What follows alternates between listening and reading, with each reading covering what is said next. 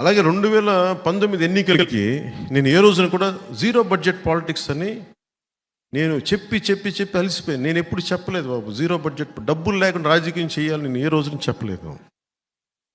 Election commission కూడా ఈ రోజున 45 లక్షలకు పెంచింది ఖర్చు. ఎవరికి భోజనాలు పెట్టకుండా రాజకీయం చేసేద్దామంటే కుదరదు. కనీసం భోజనాలు పెట్టాలి. నా మీద వస్తారు అభిమానం. నేను నాయకులందరికీ మొన్న ఒకసారి చెప్పా,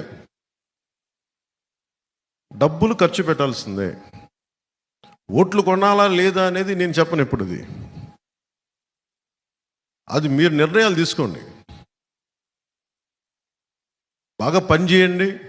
అసలు ఓట్లు కొనలేని పరిస్థితికి ఉంటే సంతోషం. అది మనందరం ఏంటి ఒక అందమైన అబద్ధంలో బతుకుతున్నాం. దేశం అంతా అందరూ వేలకు వేల కోట్లు ఖర్చు పెడతారు, కానీ ఎవరు మాట్లాడరు దాని గురించి. అందరూ సైలెన్స్గా చెప్పాలా కూర్చుంటారు.